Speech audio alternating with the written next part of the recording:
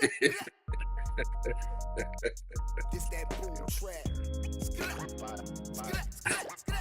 Boom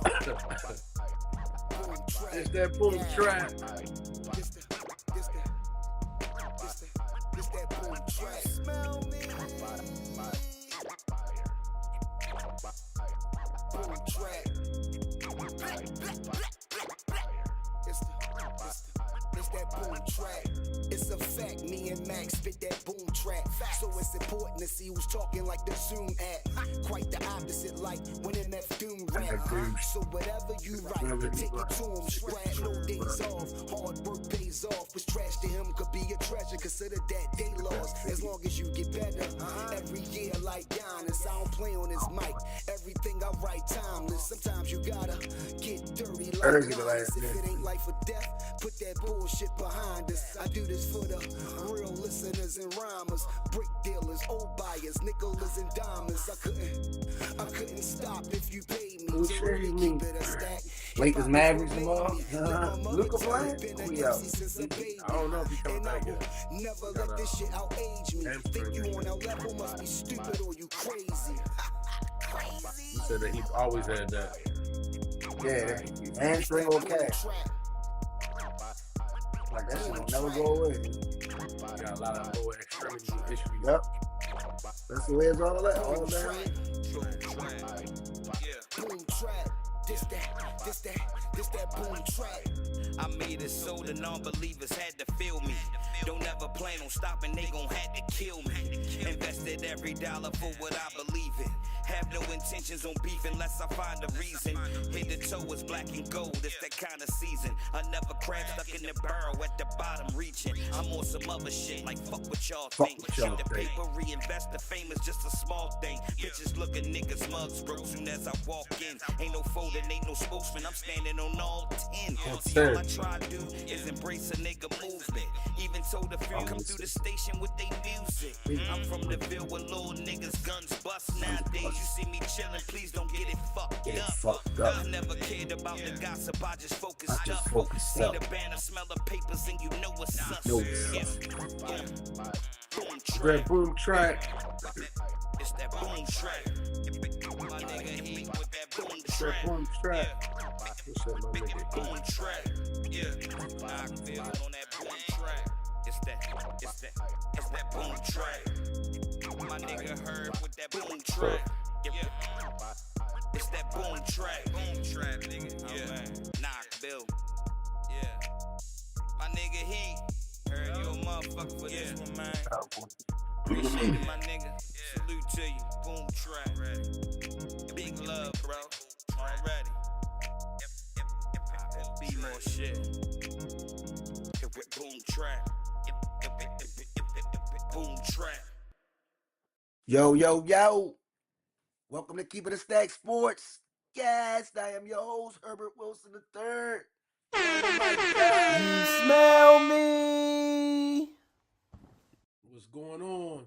Money Bells in the building. We in studio today. Mm-hmm. Yeah.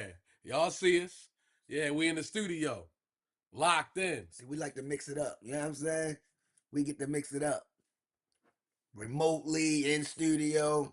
What we're going to do is just keep bringing y'all more content more times a week. That's what we got to start doing. That's the main thing that we got to start doing. Y'all got to see our faces more. This face belongs on the tizzy. But yo. Check it out. I wanted to talk about these head coaches in the league, right? Okay. I want to know, did anybody get it right? Because we talked about our coach. We really don't know. We're you know, we're just happy we got some new blood. We really don't know what's going on because he don't have no type of head coach experience. So I don't know. I really don't know. You know, I like the stuff that he's talking. I like the people that he's bringing in. I like all these things. Okay. I'm not taking that from him. We don't know what's going to happen, but I do like the energy. I like what he's bringing. I like the moves so far. Yeah, I like it so far. You like the moves he making? Yeah, making some good moves so far. Okay. And but it seems like we had this problem with hiring black coaches in the NFL, yo. It's just like we just have a problem with it. Like we kind of fixed the problem a little bit. We you know what, Raheem. We picked up some, you know what I'm saying? But it seems like now they all fired now. I think it's just like one. Who there's one left? What's the Jets coach? 3. I said one. Yeah. Yeah, 3 left. Yep. You got Tampa Bay, Todd Bowles, you Bowles. got Aaron Glenn, the Jets, and you got D'Amico Ryans. D'Amico for Houston. All right. 3. 3. And I remember we had a point in time. Out of 32 positions. 32, right. Let's keep the math. Out of 32 positions, we own 3 of the jobs. That's sick. And I'm sure 85% of the players in the NFL are black. I don't know the exact percentage. It's about 75 I'm to 80. spitting out a number, but I know it's high. It's up there. It's about that. But my thing is, we just got over the hump. We got over the hump for the black quarterback thing. Now, I had the league's black quarterback starting, right? Mm-hmm. We got over that hump. Yep. Why is it always a hump? Why is it always a hump, yo? I'm gonna tell you. I want to know. I mean, I want to hear. I want to hear from the guy Money Bills, man. Why is it always a hump for our people that are very equipped and very intelligent? They can do all the things that any other person can do the job better if given chances. Why do we have to keep going over hurdles and humps and bumps and bruises just to prove ourselves? Like, well, this is football. This is not Wall Street. This ain't tech and the Valley. We're not even getting to that part yet. We just talking about coaching sports, NFL football franchise. Mm-hmm. What is the problem with this? If we tried all these white people out, millions of thousands, hundreds of white coaches, and half of y'all never won a championship. Y'all still haven't won doing it that way. Why don't you try another way?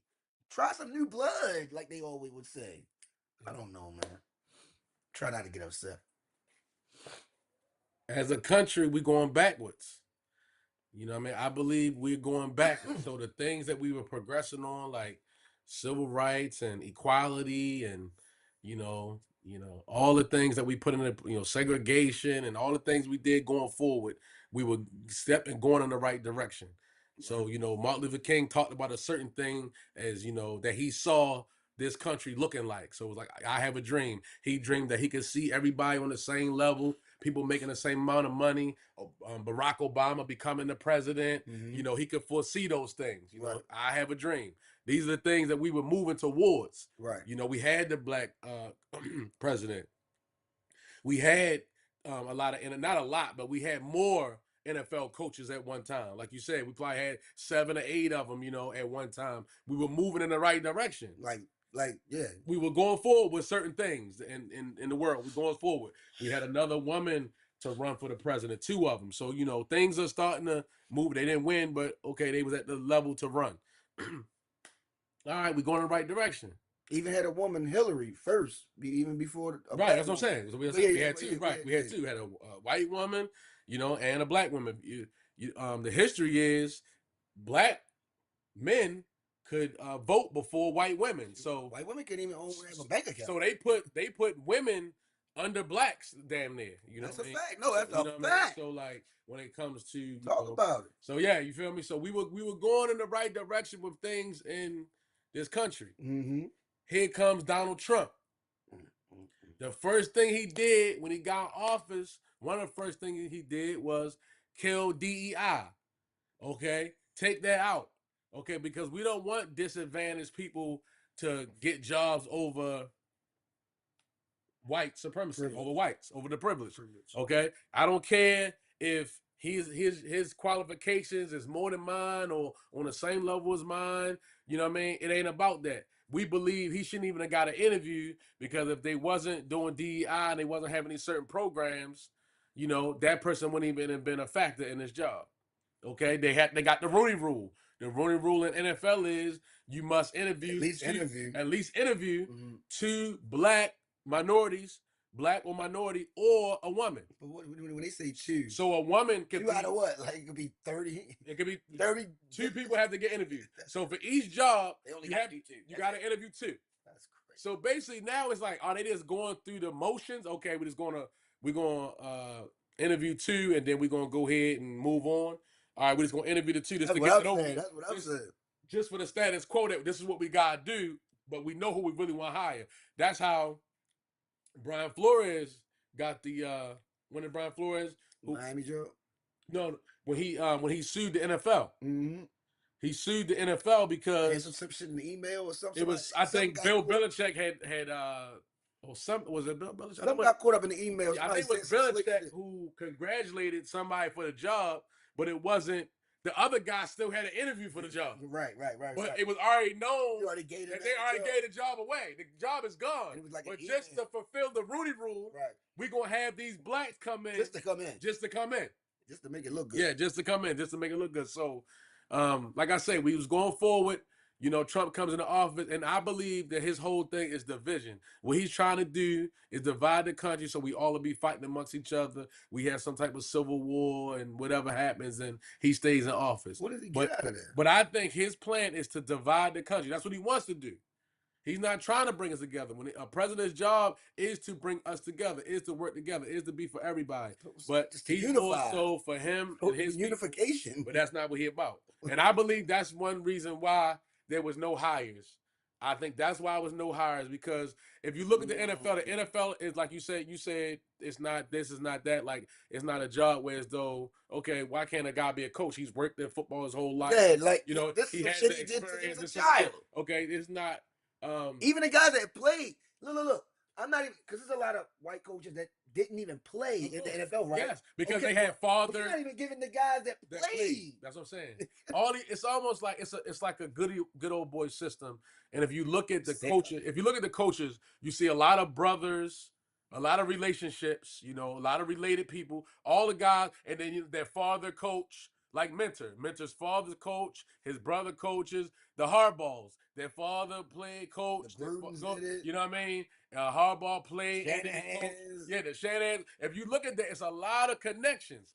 So and then they got trees. But they have a trees. And then they got their friends. They got their guys. They got their cousins or homeboys. That's how Mentor ends up coaching, because the Hardball father or something, our Hardball.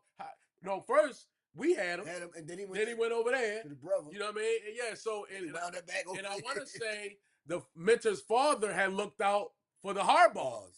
So John, that's in college or when they was coaching together, when he grabbed him to coach for him with him. See? So now they go all the way back around. It comes all the way back around, whereas though now Mentor gets a job where John Harbaugh leaves. When Mentor didn't have a job, he was with one brother and he was with the other, because the father had looked out for them a long time ago. So it's like a carousel. You know what I mean? So it's a lot of connections and stuff like that, and it's like they say, it ain't about what you know, sometimes about who you know. And I think that they're putting their friends, they're putting their buddies in place.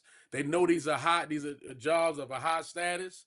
And then you got the owners. The owners are all white. Facts. You just got Magic Johnson as a part owner of the Redskins. But Magic is different. Oh yeah, for football. But Magic, he's part owner of like 5. Oh yeah, and he's crazy with it. But it's not. There's no other Magic. There's no majority owner that is a Mike was the first besides Bob Johnson. Mike was like the first in sports, as far as like major sports. Yeah. After Bob Johnson with the Charlotte Bobcats, Michael Jordan was the first a majority owner in a major sport. Yeah, that's just crazy. That's wild. That's just go ahead, finish it. I'll land your plane. Yeah, so that's all I gotta say about that, man. I believe that's the reason why we going backwards and now forward. We had somebody who come in and kind of disrupted the way things were going, the way things were, the way we was moving towards, and he done fucked this country up for real. I mean, which leads, so basically, well, you said a handful, you said a whole mouthful, pause. Basically, we're regressing. We're not moving forward like we're supposed to as a country. It looked like we were a little bit. I mean, the quarterback situation, I don't think they had no choice. I think it was happening in college anyway. So then it translated in football because somebody started winning a ring, like Patrick Mahomes. Like people was going further than they ever have been. and I mean more black quarterbacks was going further than they ever had been, so they had to just keep. It just looked like the league. The thing is, the linebackers are faster. Once you give us the opportunity, we're going to excel. So it's like we had to be given But the the opportunity. point of how we got the opportunity is what I'm trying to get to. Because the one thing they want to do is win. Because we could have been got the opportunities. Yeah, of course. We've had guys since Tony Rice and them guys back then. Mm-hmm. You know what I mean? So my thing is like, all right, we progressed in that, and I'm happy about that. Mm-hmm. No matter how we did it, it happened.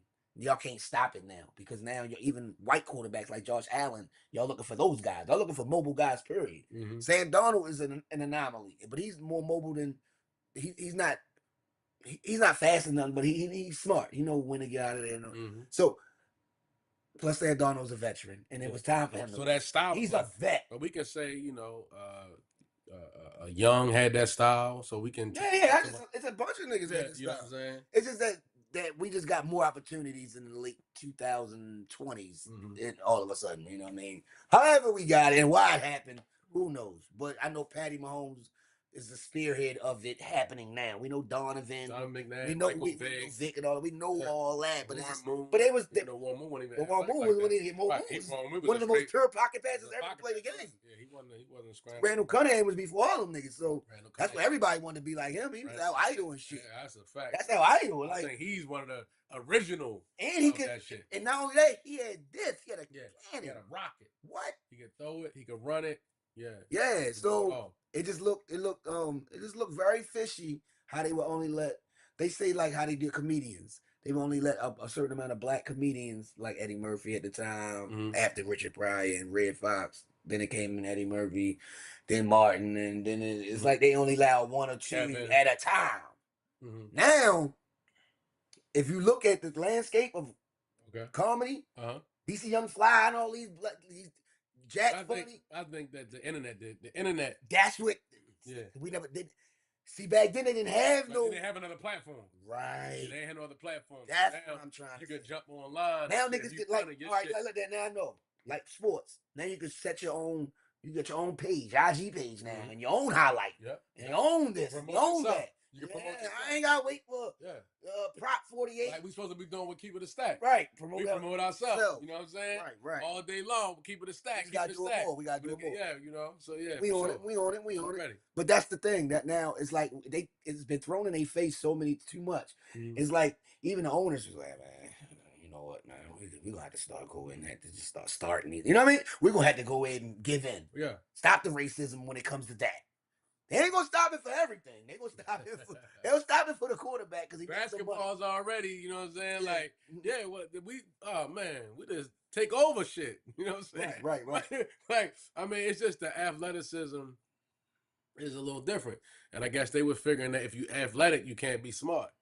You know, so you couldn't be both. But who started that though? Where would that come from? What do you mean? They didn't want us to read, bro. They took away our books. They didn't want us to learn. Like they wanted us to be conditioned to do what the fuck they told us to do. So the best thing you could do is take away your education, make sure you don't know shit.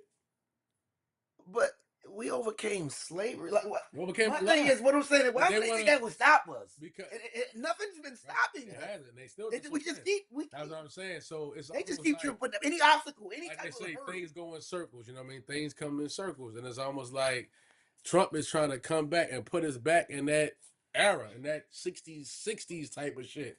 Whereas though, we couldn't go to certain places or we couldn't, I think it's almost like he's trying to take us back there. And when he says make America great again, he's like, yo, make America back when we were superior and they were down here.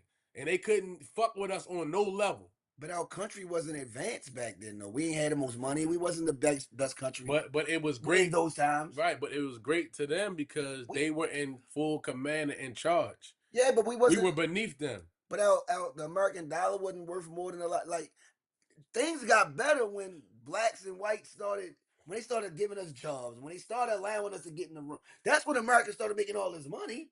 Sports.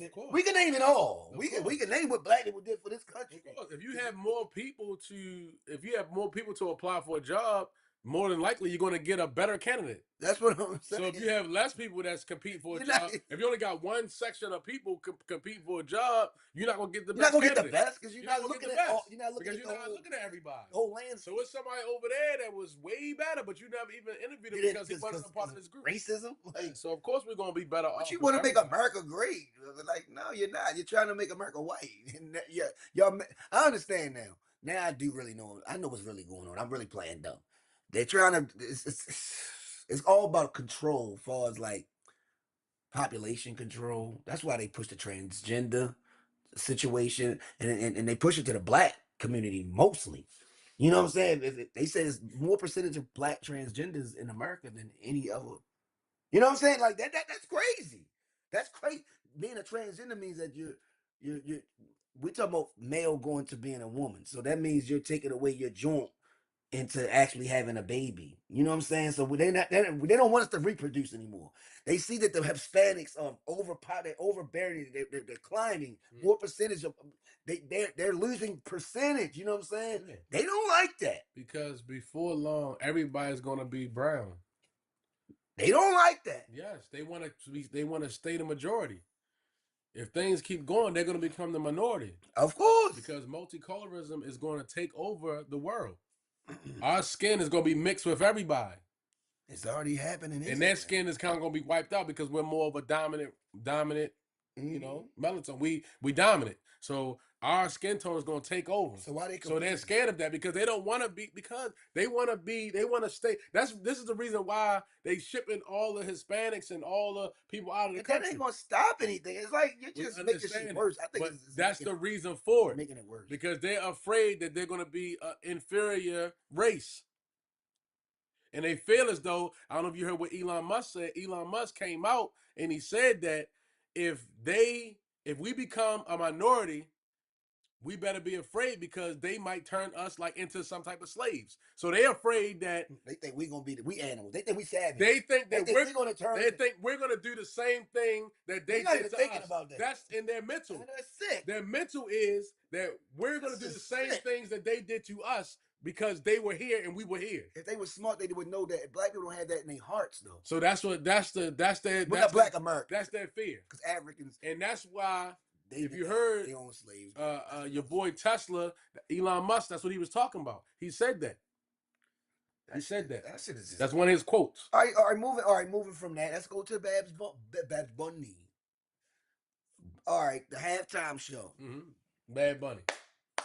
Halftime show. We was watching it. We didn't miss it. Mm-hmm. You know, some people miss the halftime, so they act like they watched it. No, we watched the whole show. We watched it. We were asking questions. Burrow was asking questions. Mm-hmm. You asked some questions. Yeah, we looked up some things. Yeah, we did. We looked up some stuff. You know, a lot of curiosity. So we were researching.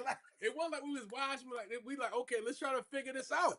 Let's try to figure it out. We don't know what's. Because Bad Bunny is the #1 artist in the world over Drake right now. He was. I'm gonna tell you one thing. He know how to move them. Bad Bunny know how to move them hips. Bad Bunny. He was at that joint like. He was right.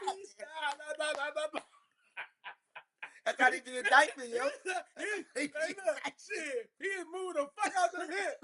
That motherfucker was moving them motherfuckers. Yeah. That's how they be out in Dykeman, yo. The Puerto Ricans, that's how they be, man. They be wild. Yeah. They have a great time.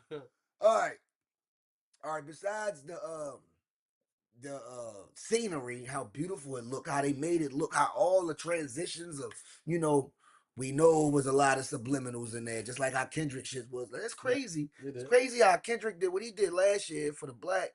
Yeah, the black, yeah. And then we come to this for the Puerto Ricans and the Hispanics, but it was really worldly because he included Canada, he included all kinds. You see that basically put America's a melting pot is what he. It was a marriage on there. Somebody got married. Somebody got married doing the show. Right. So I'm looking at the whole dynamic of what Babs Bunny and whoever put that together, helped them put it together, what they was doing. Mm-hmm. They actually smacked America in their face. Okay. No, it was a smack. Bow, shut up.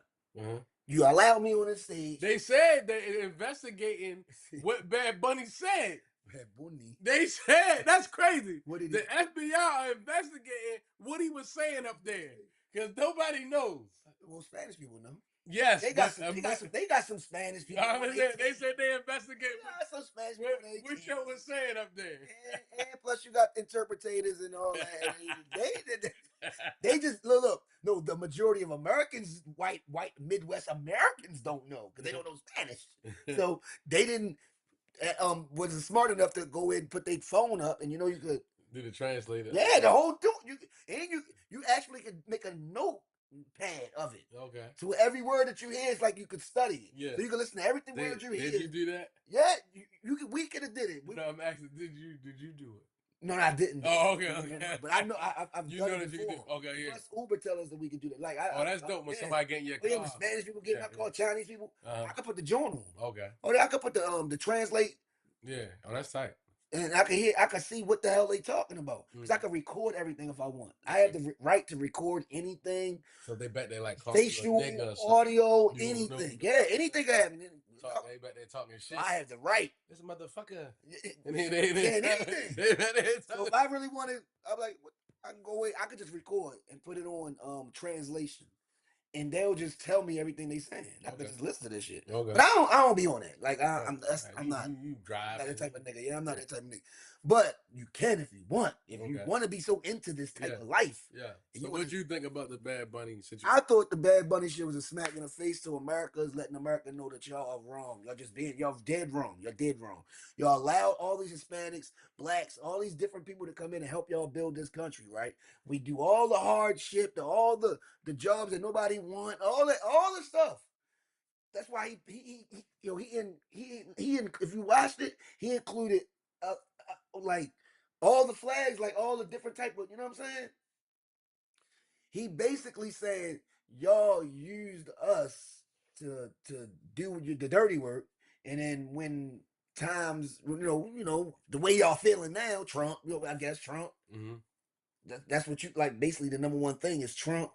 Right, because he spoke out against Trump at he Trump been doing it. No, baby, he been doing it. That's and it's been a few when he was supposed to do the show. It was like Trump was like he didn't want him to do it. And they was talking about ICE coming, and they was Bad Bunny told ICE. He told all his people, don't come here if you ain't. You know what I mean? Woo, woo. Like they already been put. He became a citizen. I think they said like 16.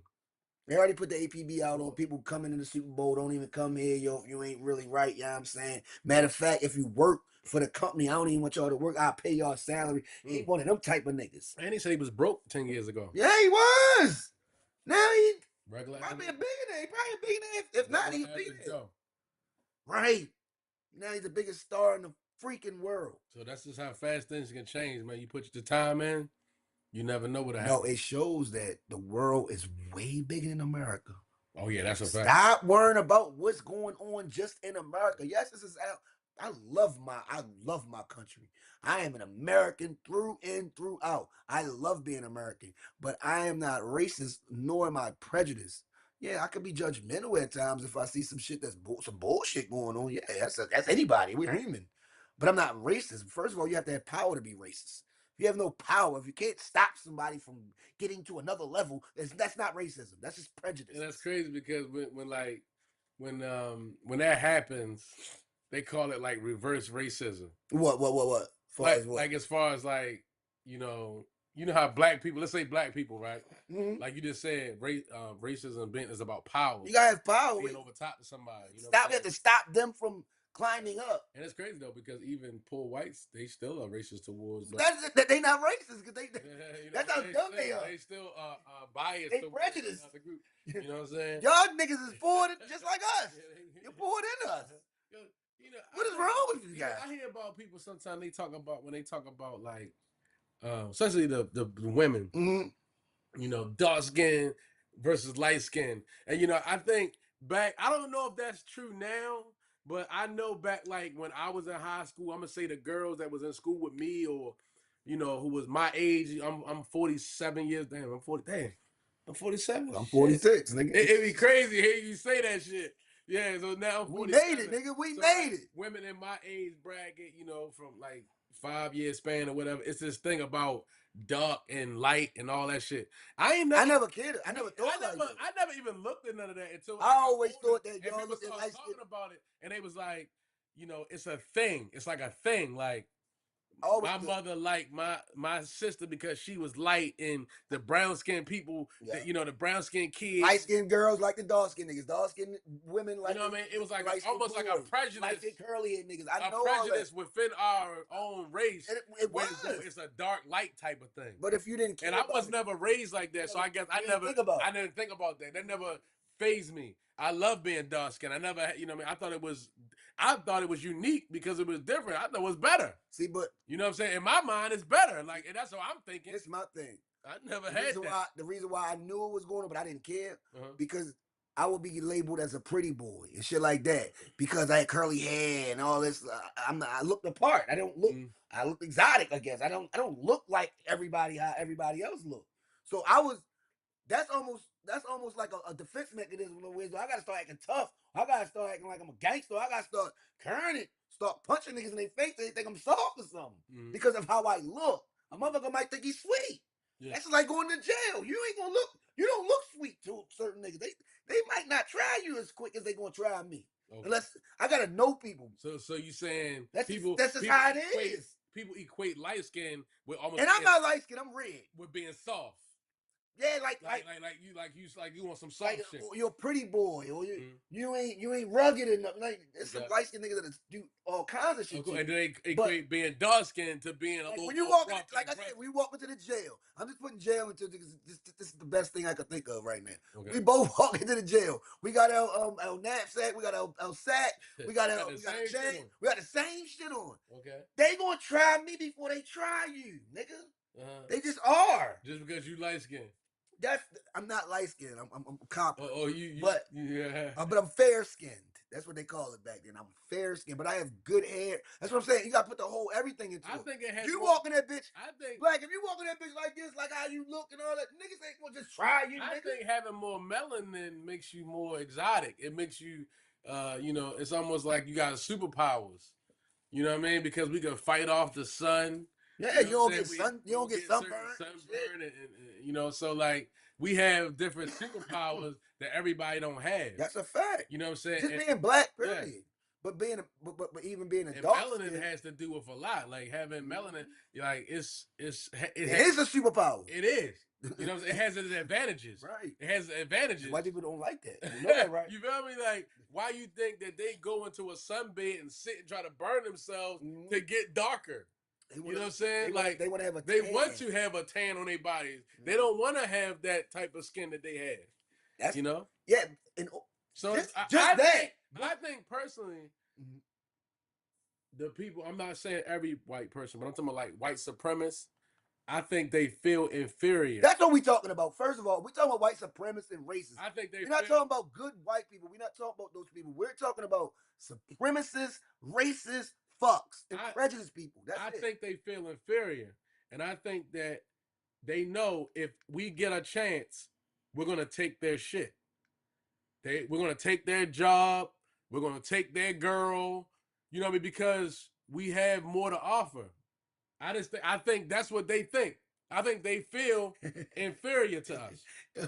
I think they fear us. They fear us. They fear the black man, the black woman taking over because I think they know if we're given a chance, we're going to be better than them. Because one, we're going to work harder. Yo, Teron, man, this shit at us right now. Real shit. Yo, shit. Look. Yeah. TK. That's how I TK feel. Look. TK said, so Herbie, you go on your podcast talking about sports and it translates to politics. You get to talking about black and white. But measly old me want to bring that real fire. I'm the bad guy. Y'all niggas don't really fuck with T. No. Teron, they talking about when we come out there Sunday, we wasn't going to talk about none of that type. We just going to talk about sports and stuff like that. Me and Black, that's the different. This okay, this is what he want to talk about. Teron want to talk about this. Teron, you could get on, nigga. I want to send you the link. Nigga, we didn't know we was going to go deep into this like this. We just had this on the docket. It was on the docket. But we didn't know how, you know how this shit goes, T. Come on now. I would love for you to, I want Teron in this topic because you the one that, yeah. No, it ain't like that, Teron. Hell no. I would love for you to be on this topic. We didn't know that we was going to go deep dive into this topic. It's just on the docket. It was just part of the, you know what I mean? It's on the joint. It's on the joint. It's on the joint. We about to move right along off of this though. I mean, because that's what people do want to hear certain shit like this though. They Yeah. want to hear Yeah. from, especially from our age group, because we in the middle. Yeah. We 40s. Yeah. We was in late 70s, Mhm. 80s, 90s. We Yes, sir. seen We just was talking about the different waves of rap. hip hop, right? Hip hop. We was Before there. we jumped on, we talked about the different waves and how The it's different like sections. the different sections, and everybody can't be in the same junk. Some people are spread across 3 or 4 different. Like, shit, I would say Jay-Z is in 3. No, Jay-Z and Nas, both of You them. know, is in they done cross waves. Yeah, that's that. You know what I That's mean? why I said we had to start from Ice Cube done. We start from Run DMC. We can start from 83 to 88. So you got that 89. You got the Run DMC, and you got the Houdinis, and then you got the LL, and then you got the Rakim. So these are the originators. These are the guys. Pioneers. No, the pioneers is Melly Mel and Okay, but who made it? That's kinda, another who made thing. it kind of hot? Who made it a little bit okay? That's the originator. Now we That's started. something different. You said the originator. That's different. Okay, all right. I'm talking. These are guys that kind of commercialized, started making it. some Oh, money. Now, okay. now it look like a Yeah, business. we in a whole nother level now. So when it became a business, Curtis The Blow, rap still wasn't all that yet, but it was getting there. Yeah, because Sugar Hill Gang was the first song that was on the radio. So the hip hop, so the hippity, bang bang the boogie, the up jump the boogie. So I mean, but that is catchy though. That's why it made radio. So it's not like okay, but it's not. That is catchy. But Curtis Blow took that whatever and to another. He was like our first star. Okay, he's the first hip hop star. Then Run DMC came out. Oh my God! Oh, who the hell is these guys? We talking about Adidas. We talking shell heads. They real marketable. They changed the whole game. So now, and they getting into the money of it. They getting into the marketing of it now. Some money. Early. Songs were and this is where things cost what they cost. That's a fact. And you got what you got. You feel me? Fact. You might have broke 10% or whatever the number was. The number was. Now the shit is all you don't know diluted. You don't know what the hell going on. Run DMC got niggas. But the money was the money. So they're getting what they're supposed to get. They're getting okay. We're getting this for this. We're getting, you know what I mean? And then Run DMC. They're doing hella shows. Yeah, of course. They doing all kinds of shit. And then the thing is, Run DMC, like you said, the Adidas and all that, now they got other brands making money off of them. Yes. Off of niggers. And but also they were making money off of the marketing. So that's when sponsorship. So now we're sponsors for these people. We're wearing this shit because we're making money. Because you got someone like Russell Simmons came in. He come in with a mindset. But Russell Simmons was a business mindset. Russell Simmons was only managing them. They wasn't on Def Jam. Okay, that's what people know. A lot of that's people cool. don't know. But still, don't know that though. His mindset, his business savvy is what helped them. Oh yeah, of course. To propel to the He's next the level. manager. Right. So Jam Master Jay made them niggas put on fucking shell heads and leather and Kango. Jam Master Jay dressed them. Russell Simmons marketed them. Mm-hmm. He pushed them. Right. He put them out there. He had a business mind. Right. He had a business mind. I'm starting this record label over here. Before I get that together, I'm gonna help my brother out and his people's out. Right. Then he found LL fucking Cool J. So then that's when everything switched. Damn, he got this. And that's when you kind of become mainstream. Because you get a guy like before the rap. 16. The rap could be edgy. It could be kind of street. Right. But now you get into a dude who kind of like a lover boy. He do everything. He do everything. You know what I'm saying? Battle. He can battle. Talk about chicks. So he was kind of get fly. His cross genre kind of connected it all together. Like, ooh, this guy's like the total package for real. What? And the crazy part is, like he said, I brought champagne in the game. I brought the fly shit in the game. He's not lying because he was hanging with Elpo and them. He was hanging with the drug dealers. He was hanging with the gangsters. Okay. So was Jam Master Jay. That's why when Melly Mel and them was rapping, they had levers on and this tight shit and this crazy ass shit, this bullshit clothes. Mm-hmm. Shit was phony. Mm-hmm. Curtis Blow even was wearing tight ass leather pants and jerry curl. Bullshit. To me, that shit was bullshit. When Run DMC came out, niggas had the baggy, the slick fly shit with Adidas and shit. Like, all right, that's niggas. That's how niggas be dressing Pumas and shit. That's how niggas dress. LL Cool J came out. He took it to it's just levels. I'm taking it to another level now. Mm-hmm. Now I'm doing dookie ropes. Now I'm doing this. Now I'm doing the Kango hats. I'm doing all that. Now I'm doing the velour sweatsuit. Yeah, he doing the troop sweats and all that shit. Now I'm going hard with this shit. The feline. Right. You know, everything was popping. People got to start looking at sections. Like Kumo D was one of the first niggas right there before LL. He was before LL. Actually, he was before LL, but he was in a group. Mm-hmm. He was in a group, but when he went solo, You know him and LL had words and all that shit. Of course, that's how it's battle. It's rap. Everybody competing right now. Eric B. So then after LL came and showed niggas who the fuck the nigga really is and how you gonna make some money, BC Boys and all that shit, Def Jam is climbing up. Now we got Rakim come out. Now he's dressing like Rakim, dressing like the dope dealers on the block. He wearing the Dapper Dan, Louis, you know what I mean? All the Gucci, all that shit. He fresh. And now he coming with bars.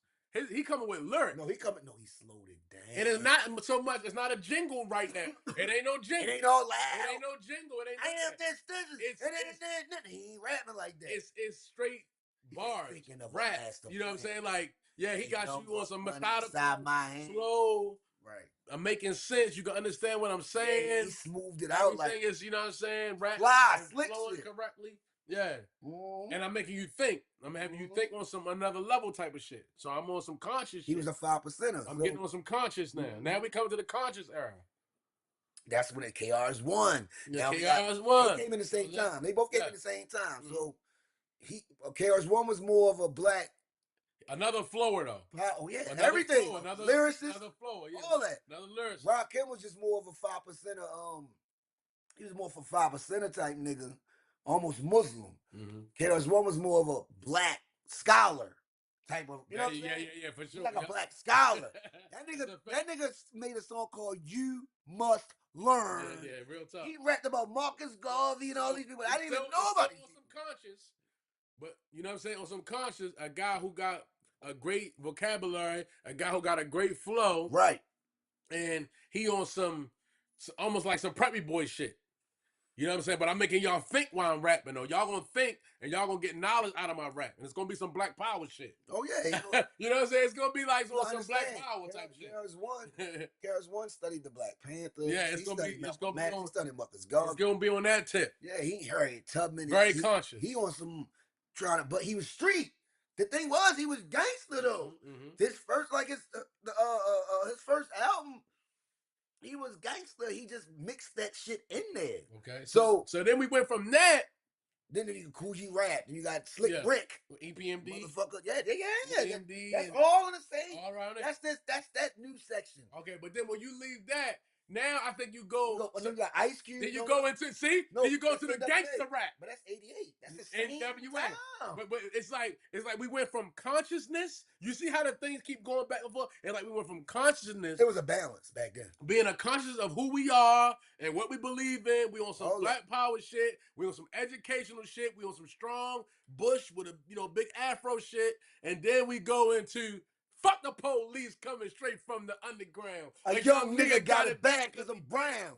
So you know what I'm saying? So you flip from that elevated level shit and you go to, you know what? Nah, we on some Malcolm X shit. You go from Dr. King shit to we on some motherfucking Malcolm X shit. Revolutionary shit. Fuck the police type of shit. And the thing was about that, like Ice Cube is a KR's one, Chuck D. We for the Public Enemy. What the fuck are we talking about? Public Enemy. I'm sorry, guys. I'm sorry. I'm a little overwhelmed when we talk about hip hop, so I get a little. Public Enemy came right around the same time. KR's one. See, the thing is about albums. See, I think it goes to what album, what year it came out.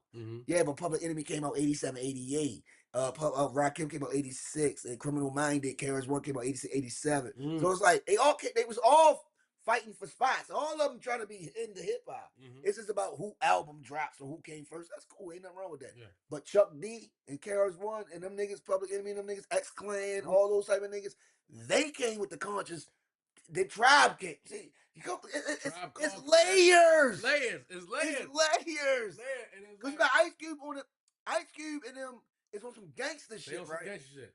But LA niggas. They on some motherfucking. It's the way they look at shit. Yeah, in their perspective. They tired of the police brutality. They tired of the bullshit because they was getting fucked up out there. Exactly. They getting fucked up out there. They revolutionary shit too. For doing nothing. You're right. You know what I mean? But they handle it in a whole different way. That's all I was saying. They just different mentalities. They Malcolm X. That's a fact. You know what I'm saying? Muhammad Ali. You talk shit to me, I'm talking shit right back to you. That's how X-Clan was. You punch me in my face, nigga, I'm punching you right back in your motherfucking face. People, white devils and all that shit. The red, the black, Black Panther the shit. green. We're gonna take over our own shit. You know what I'm saying? The Second Amendment say we got the right to bear arms, so fuck it. We got arms too. Y'all white motherfuckers can have guns. We got guns too. That we talking about. Then on top of all that, Slick Rick was already out because he came on with Lottie Dottie, but he never had an album. His album came out in '88. Now Slick Rick changed the whole game. He telling stories. He on some fly ass ballies and shit. Hey young world, the world. Hey, he on some. That's where Nas get it from. I'm trying to tell you. Like a lot of niggas took Slick Rick style. That's the thing. This shit was so creative. It was original. Everybody had their own lane and their own shit. But look, we don't stop there. Slick Rick was on the chains, all the iced out shit, all the fly shit. Then we got Cool G Rap to come with the fourth.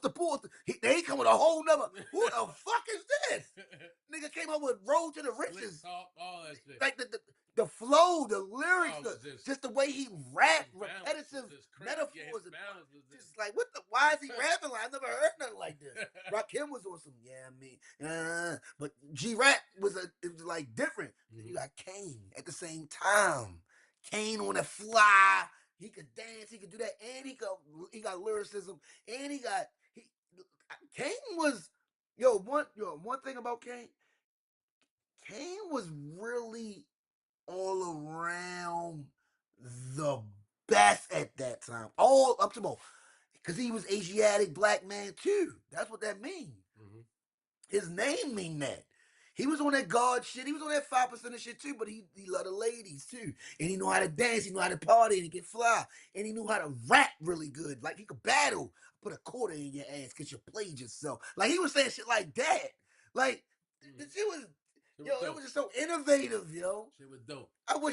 Let's go towards the 90s. All right, so now, that's what we got to establish that. So the 80s, 90s, boom. Now we got Tribe Called Quest, De La Soul, Myself, and I. And that's 88, really. So we getting back to some melodies, some chill shit. B-U-D-D-Y. So we talking now. Buddy. Now we talking about having fun. We're doing it.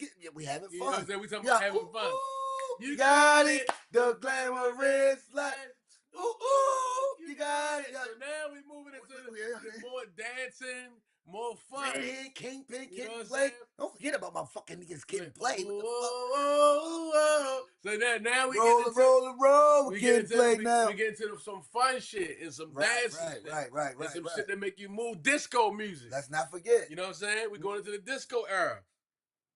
So that's where we at. Then, after that, that's when the DOS Effects guys come in, Redman and shit come in. That's when Buckshot Shorty come the fuck in and take over. Like it turned into niggas wearing first downs and motherfucking Timbs and shit like that. That changed the whole fucking game. The game changed. Now Big Daddy Tribe Called Quest. Yeah, Tribe Called Quest came before them. So Tribe was wearing shit. I'm gonna tell you some real shit about Tribe Called Quest before I go on. Fife was the first nigga wearing jerseys, yo. So Tribe came out wearing the African shit, the medallions. I'm gonna tell you, medallions and all that shit was out shit. Back then, we wearing stopwatches, the medallions, and all that. We was doing that. Yeah. But then it changed around like 92. Fife was wearing jerseys. He was the first nigga I seen in any Dwayne Wayne from Different World was in Ron. They was wearing the jerseys. Both they had the Knicks shit. The J's. Yes, they was. Yes, they was. But that was on TV. They was on that Spike Lee shit. But as far as hip hop, first nigga I seen. That was all right, Stardust and shit with the LA Kings. That was NWA and all that. Everybody was doing that. But I'm just talking about jerseys. Fife Dog was wearing niggas jerseys. He used to wear this shit. He was from Philly, right? No, Fife from New York, from Queens. From Queens. Okay. He just wore a bunch of different niggas' jerseys. So he was the first one with the jersey. He's a sports nigga. If you listen to his music, he always put a sports reference in there. So he was a sports nigga. So Tribe is different eras too. That's the whole thing. They was in the 80s, but then they graduated and went up. And they went up. But the thing though, DOS Effects and all them came out. They changed the whole style. The Iggity Riggity. Oh, that was a whole new. What the fuck? Jay-Z was. Yo, man, Hope was doing that. He said he could do everything. I'm just saying that's what the fast rap, the repetitive. But that was hard to me. Yeah, I loved it. Like I'm a DOS Effects fan. So when all that shit was going on, Truthful Schnickens and all that shit was out, that shit was crazy. Bone Thugs. Now listen. Yeah. Now you got Nas, Wu, Well, Wu-Tang, Nas came out before them because he had songs Back to the Grill again with Third Base. Man, we forgot to say Third Base. Yo, the white boys, man. Pete Nice and They say Beastie Simmons. Boys. Beastie Boy, I did. I mentioned them. You missed the Beastie Boys? Quick. Oh, I okay. said, well, Beastie Boy, LL Yeah, Cool cause J. Beastie Boys, They that launched shit was, Def Jam. that was a time. Yeah, Rick Beastie Rubin. Boy was involved. They was had a time too. They launched Def Jam. Mm. Don't Stutz, Yeah, with it, Beastie don't Boys was sleep sick. to Brooklyn. All that shit. Like, niggas, we was on that shit. Like, we loved, see, we wasn't prejudiced. We wasn't racist Nah, and all we this fuck shit. with everything. We liked everything. That's the one thing I love about If it's hard, we fuck with it. Melting pot. I don't give a fuck if it's white, whatever it is. If it's hard, we fucking And let's with it. not forget, hold up. Scarface and them Ghetto Boys came out. Then see, Two Live Crew came out. Oh, I forgot. We cannot forget to mention Two Live Crew and what they did before. The little guy banging his fist, throwing it. What's that video and shit? That shit was a good yo. You talking about my mind playing tricks on me? So yeah, my mind. That shit right there. That changed the game. Oh my god. That is down south. That was now we like, oh right shit. Even though Luke came out before that. Luke had the booty shaking music and all that. Hey, the pussy, all that shit. Like, yeah, we loved that. But when Ghetto Boys came out, Ghetto Boys. That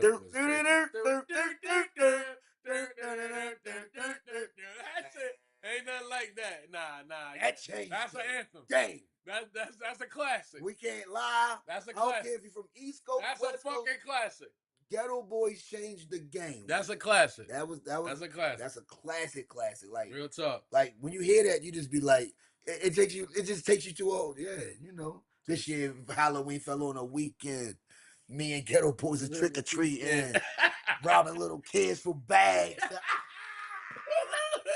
That was the. I was like, look, you either did that or you had it done to you. Yeah, hey, and one or the other. Hey, I wasn't on the other side. You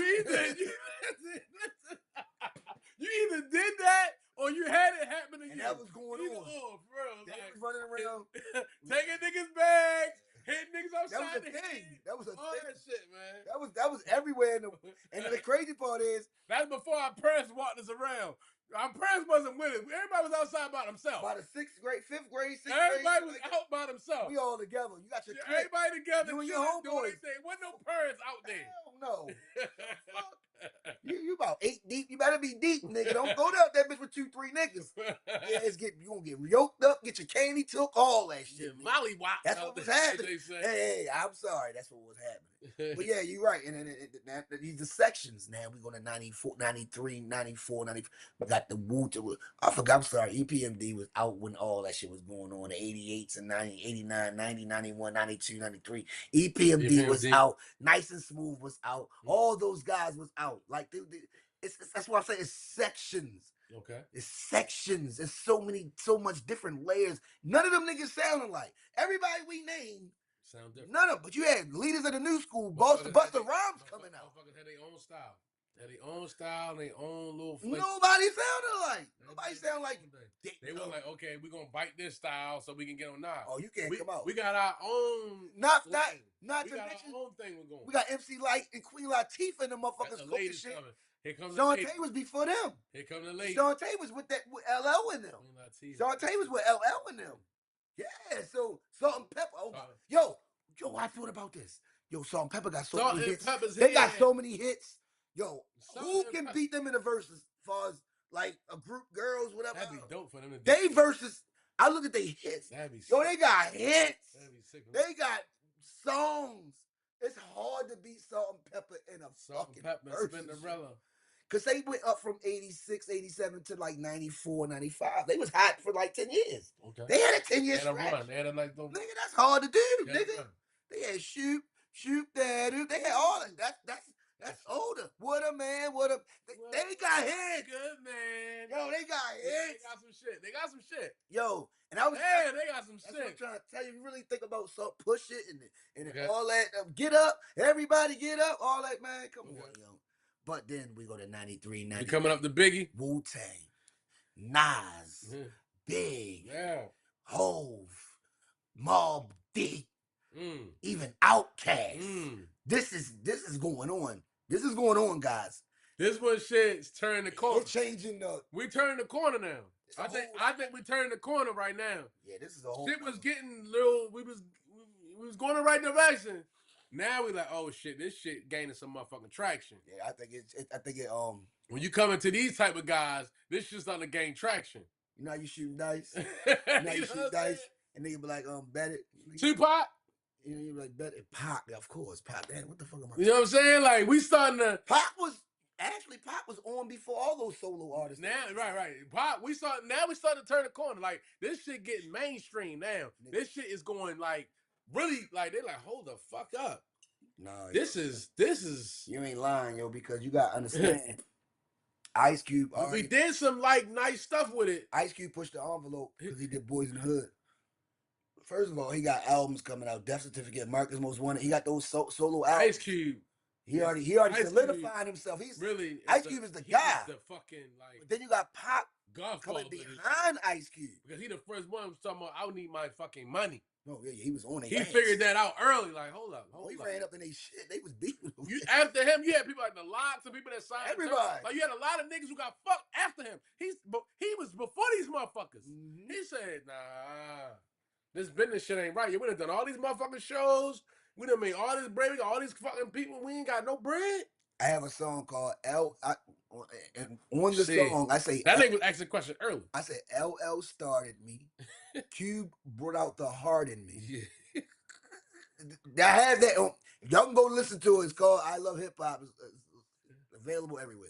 It was on YouTube and all that shit. But I said LL started me. Cube brought out the heart in me.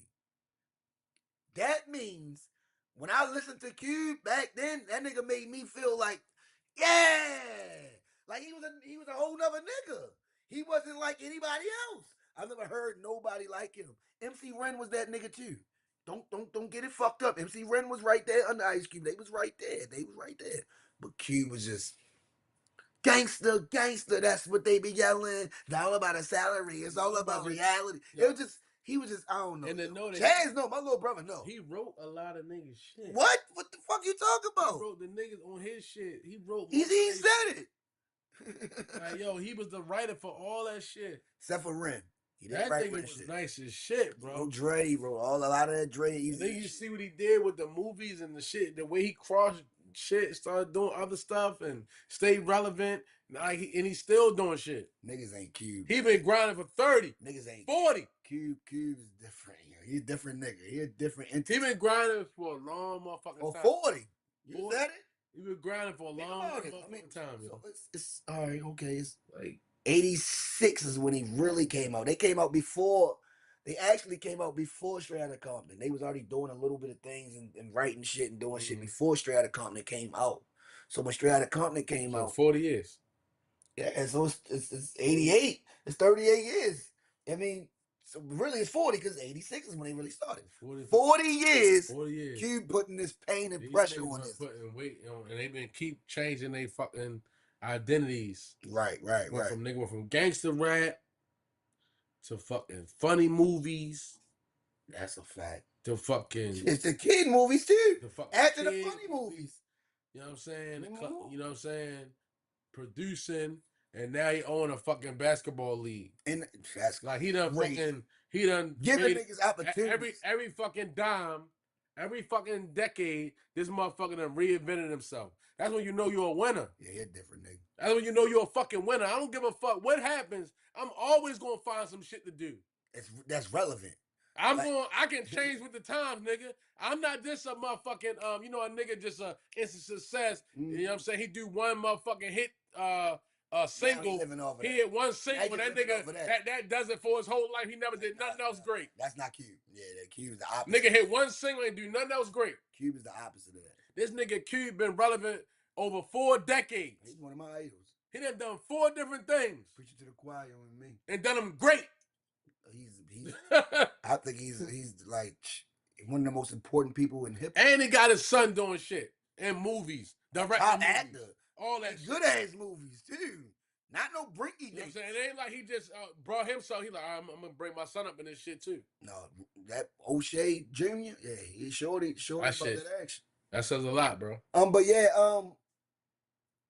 '94, like I said, that's when Wu-Tang came out. They changed the game. We never seen nothing like that. We'll never see nothing like that ever again. You'll never see 9 MCs. All of them go solo. All of them go platinum, at least gold. Like you'll never see. That's just unheard of. I don't even know what the fuck. RZA is the Abbott. He really is the Abbott. He really is the genius of all this shit. Like I don't know. I don't know how he did that shit, yo. I just don't know how he did it, yo. I watched the series, I watched the story, I read everything about, but it's just the fact that when they was in it, because you don't understand, RZA came out in '89. He came out when all these guys that we talking about, he came out. We love you, Raheem, but it didn't go the way he wanted. He came back out 2 years later. It was the RZA. First you Raheem, and you come out as the RZA. That's the resurrector. That's what that means. Like he resurrected everything. We went back in the lab. What the fuck? He came out with classics. He put it together, yo, and he put 9 niggas together, and all of them came as one accord, bro. Come on with 36 chambers, and it's a very important time in hip hop history. It's a pivotal time because it's like, what are y'all going to do now? Who want to do what? Who gonna be who? Big came up with Juicy. Like, what the fuck? You know very well who you are. That's because Diddy knew how to craft. Diddy's a crafter. He was under Andre Harrell. He was under all the guys at Uptown Records. Uptown taught that nigga how to fucking make hits. Under Heavy D. Niggas forget about Heavy D. Heavy, rest in peace. Heavy D, man. That nigga... Yo, Heavy D was, man, yo, I ain't gonna lie, yo. Oh, man. The girls that love me. Yo, Heavy D was... I'm the overweight lover, Heavy D. Heavy D. Yo, I ain't got nothing but love for you, baby. When niggas say he got nothing but love for us, sure. So, you got these people that's coming out under the guys that we name. You gotta understand, that's their idols. When you ask those rappers like a Nas, a Big, a Hove, and all that, they're gonna say their idols is the guys that we already had named. But they took it to another level because they're better than those guys. If you ask me, those guys is amazing. But Nas, Hove, Big, Pac, they took that shit somewhere else. I swear to God, they did. That's why DMX, when he comes out, this is another phase. Mace, Big Pun, like when this Cannabis, fucking Cannabis. We heard first time heard that nigga. Like, what the fuck? He was also Break the Thorax. That be like 99, 2000. This is before 99. This is 98. It's 97, 90. Actually 96 because Clue Tapes. You got the LOX. Oh yeah, Clue. Oh man. Face to face, chest to chest. That when the locks came out, he was like, "Yo, who the fuck is these niggas?" And Mason, all of them came out. Yo, hip hop. Yo, all we trying to say is what hip hop is, and how it and how it is originated and who originates what styles and 40 years, I guess. Writing and shit. 50 plus. 55. But not only that, you got the DMX era. You got Big L. Oh my God, Big L came out in '93. Big L came out actually right before Nas. They came out around the same time. They were signed to the same record company, and they dropped Big L. So Big L went into what we had to do, and he's about to sign with Jay-Z, to your man. He was about to sign the Hove, and he got killed. You know what I'm saying? That's rest in peace, Big L. Big L was a whole nother nigga. Yo, but then you got, Ghostface and all them niggas was making these solo albums. They was going crazy. And then you got Fab and them that came out. You know what I'm saying? You got Fab. That's these are phases. You got Fab, then 50 came out 2 years later. Even Joe Budden. Put Joe Budden in there because Joe Budden did have a hit. Joe Budden had a hit. Pump it up. Like, they was all at the same time, bro. You got, this is when, like, New York was New York. They going crazy. And then you get the South come in. Tip. Jeezy. Guap. They came in and took over. Nelly, I forgot. He's not from down south. He's Midwest. Jeezy. I said Jeezy. He's from Midwest. He's from Midwest. Nelly's from Midwest, but Nelly went diamond. But Ja Rule, I forgot Ja Rule was with the DMX and the Cam and the Pun. That was the new switch. He's part of that. Don't do that. No, don't do that. I know him and Tony Yayo and Uncle Murder just went through what they went through, which was bullshit to me because y'all wasn't gonna do nothing. Y'all was I on the think that shit goddamn was plane. staged. Y'all was on a Shit plane. seemed I funky don't as think it was shit. staged. I just That think shit seemed I just funky. think they recorded the nigga Yeah, that shit was just to try and go viral. They just launched a new right. podcast. I Something. did that too, probably. Yeah, it's like, yeah, that shit. But y'all knew y'all wasn't gonna fight. That shit was kind of corny. Y'all in first class, I nigga. wasn't doing nothing. Like that shit was phony as shit. Fuck you think y'all going there? What y'all, nigga? I think everybody was acting. You ain't trying. You ain't trying to get banned, nigga. I don't know. None of them niggas. Fuck you try. You mean you can't catch the plane no more. That don't make sense. I'm not fighting you over that shit. G Roy said Baltimore Crab Kings in the building. Baltimore Crab King, yo, we gotta go down. We gotta go to the A, yo. Y'all talking about? We all. I We gotta go to the A, yo. I told my man. We down there. No. I told G Roy. I said, look, when you open your shit, we need to be there. Fuck that shit. We gonna be there. We gonna go live. Let's go. You know what I'm saying? We gonna be out there and we gonna go live ain't nothing, from shit. the Crab Shack. What's it called? What's that shit? The Baltimore Crab Kings. Baltimore Crab Kings. Baltimore Crab Kings, Atlanta. When that joint open, we're there. We gonna go live in the building. And we wilding out. No real. Yeah, we gonna eat the food in front of everybody. Let them know, yo, we in here. We from B More. Y'all know us. Keeping it stacked. Podcast. Blah blah blah. I love to do that. You know what I'm saying? Yo, that's something we're to at do. the Baltimore Crab Shack in Atlanta. Right. Like, yeah, that shit gonna be live. We coming. We coming, G Roy. It coming. Man, that's something to do, man. I ain't gonna hold you, man. That's something to do, man. Look, my man said they say hip hop don't belong in the Rock and Roll Hall of Fame. I don't fuck it. It ain't rock and roll. So fuck. Yeah, I mean, yo, we need to make our own stuff. Yo, we need to stop going. That's a white entity. That's not our entity. Hip hop is our entity. That's some shit we made up. We should make our own awards. We got a beat. Yeah, I know, but we should make our own awards like BET. Awards. They just got rid of the hip hop awards. Now it's just the BET awards now. The Source Awards gone. We don't have no awards no more. We need Jay-Z. We need Nas. We need all the big dogs. Niggas got the money. Kendrick, Cole, Drake. We need all y'all to just come together and just do a goddamn, I don't know. Just do something for just hip hop, bro. Everybody just put 5% in, yo. Everybody own 5%, yo. Y'all can get 20 niggas to get 5% of whatever type of money y'all need to make, and that shit gonna go every year. They could do that. They got that type of money. You can take 5%.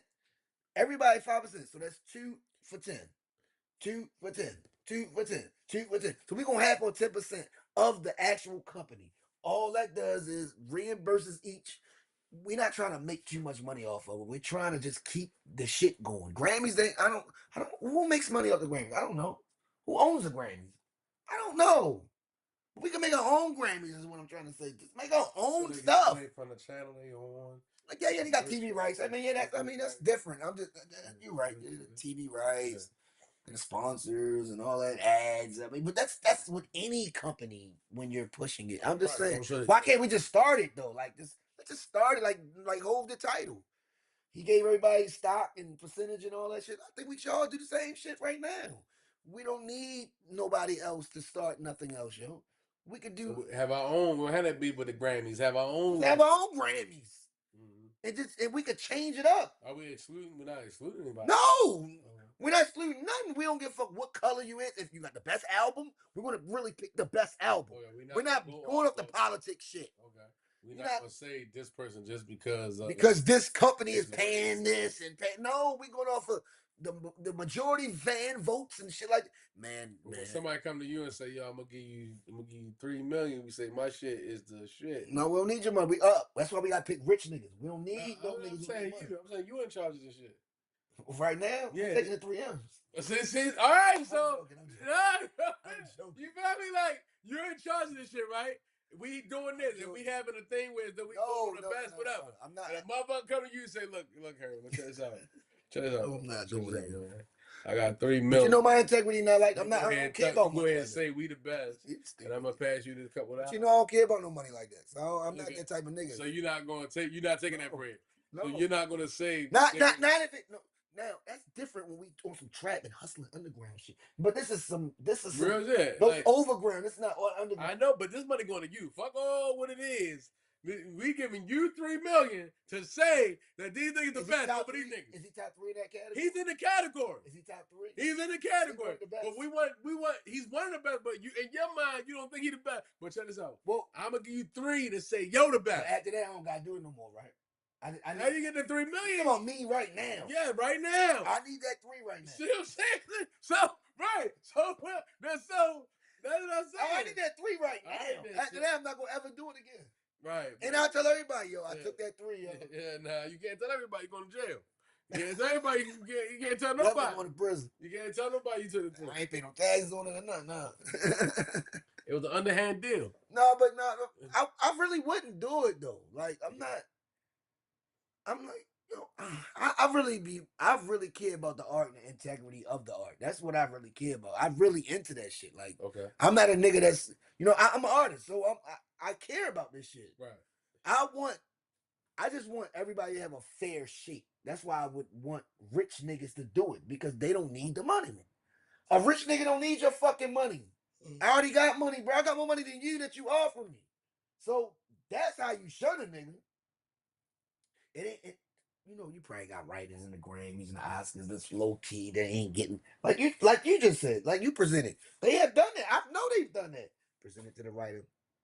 Check this out, yo. Mm-hmm. Get you and about 3 or 4 of them writers, yo. That's gonna help my percentage out, yo. I get y'all all 100,000, yo. Just go ahead and vote for me. I get that. That's not what I want. That's not what I want for my Academy Award show. Well, you want to be a real my show. Shit wants to be really with the fans and what we really think. And that's what's why we fucked up. That's why we fucked up anyway, man. But yo, we about to get out of here, yo. We got a lot of shit to talk about because we coming back. You want to do Friday and then come back Sunday? That's fine. Friday we can do it remotely, but Sunday we supposed to go over, you know what I mean? Mm-hmm. With the homies out.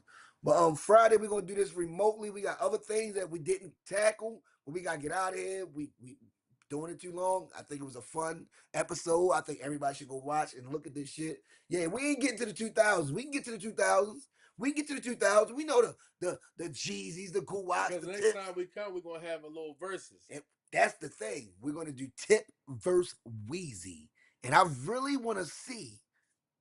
I see you got your notes, nigga. I'm ready. He got his notes, and I'm letting y'all know. Money got Weezy. He's a Weezy. I love Weezy too, but he's a Weezy, and I'm a Tip guy. So I'm gonna go in and pick my songs that I would use for Tip against what Weezy would do. So it's really about song selection. So his first song better be really, really good. I'm coming out the gate swinging on you bitch ass niggas. I ain't playing no games, man. I'm not playing, waiting for the last. I ain't doing all that. A milli. Oh, you trying to come up with? Oh, you come up with a milli? Oh, what you doing? 1 million.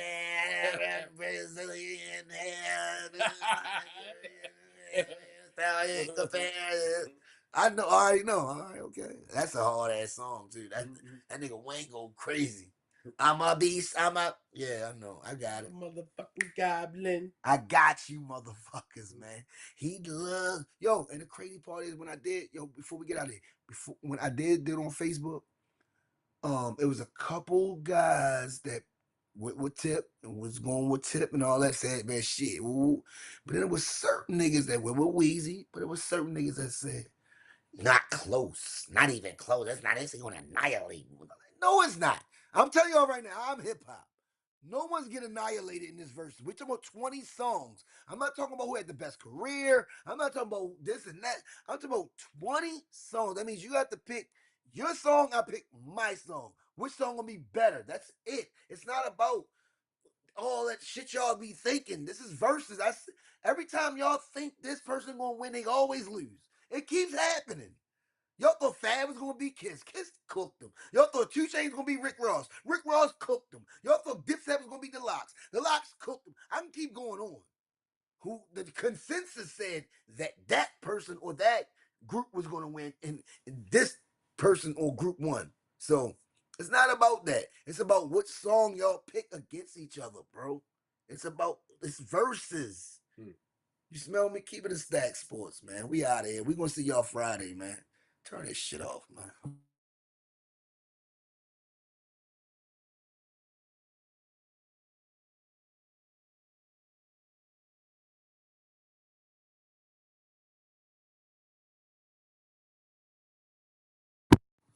No, Friday, that's what we gonna do. That's gonna be fun. That's gonna be fun.